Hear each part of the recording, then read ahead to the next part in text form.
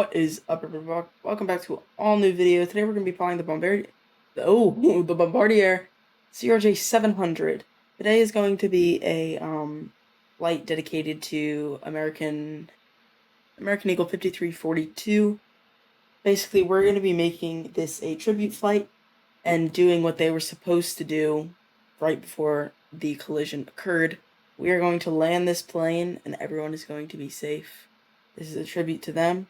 This is a tribute to everyone on board, and may everyone rest in peace.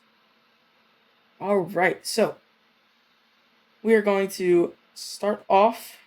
As you can see, this is not a very detailed cockpit, but this is our CRJ 700. We're departing runway 28 at Israeloni because they don't have the entire map here. So basically, we're going to be flying from here to what is this? I think this is Perth. And we are going to do the last-minute runway change, but we are going to land successfully this time, and no collision will occur. So, let's get up in the air and start our tribute flight to American 5342.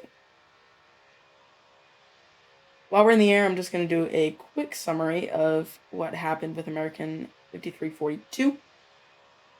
Once we get up into the air, do we want to rotate it?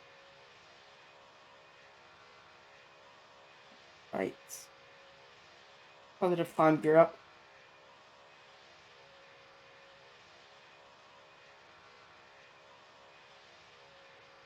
Alright, so American Eagle 5342 was a flight from Wichita, Kansas to Wichita, Kansas to DCA, Washington DC International. On final approach to one of the two runways at DC, there a Black Hawk was originally told to pass behind the CRJ. No way, we had a failure on this flight. Was originally told to pass behind the CRJ. Back up. Hold up. Right here.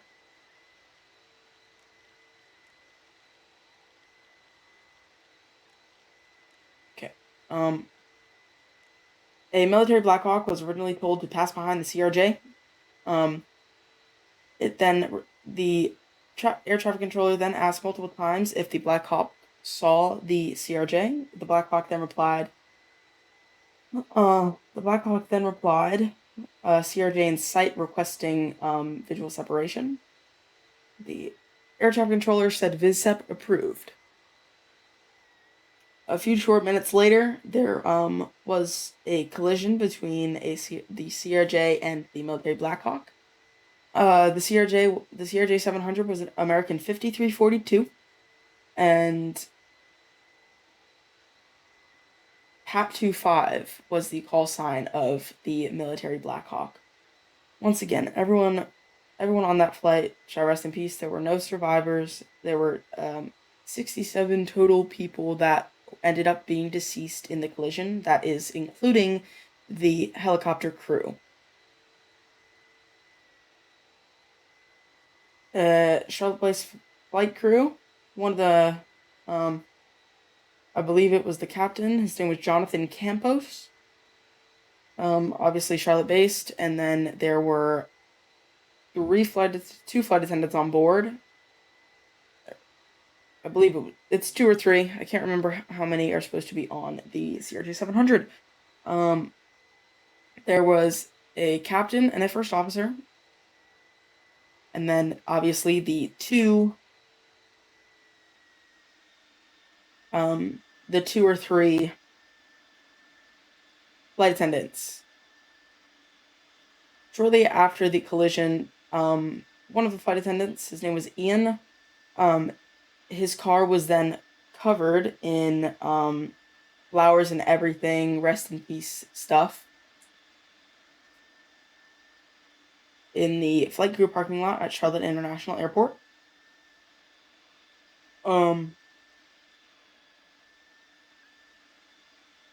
There were multiple people that were called to go to DCA to help through the time after the collision from Charlotte from a lot of different bases around BCA. And that is the story of American 5342. Thank you for watching this tribute flight, as we will be landing soon. But again, may all the innocent lives that ended up deceased rest in peace. And anyway, here we go. We're on final approach. If you didn't see, I was originally on the other side of the mountain, lined up for that runway. And then we went to this runway, and once we get down to about 200 feet is about where the collision happened between the CRJ and the Black Hawk.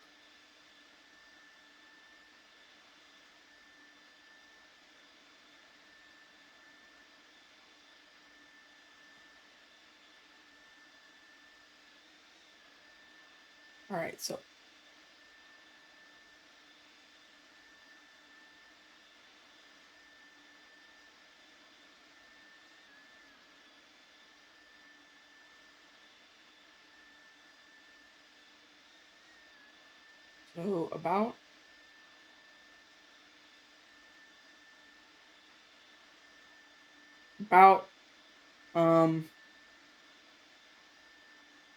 about here is when the collision happened. They were a little farther from the runway down at 200, but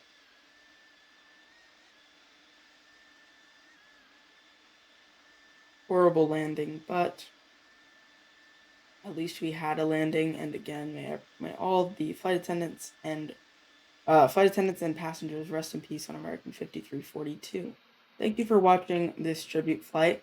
Once again, this is American 5342 tribute flight in a CRJ 700. I will see y'all in the next video.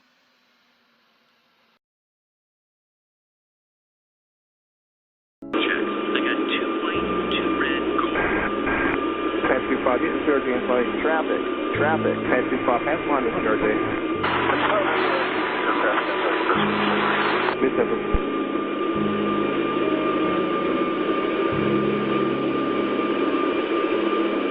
American 471. American 472. Walk about 1 star.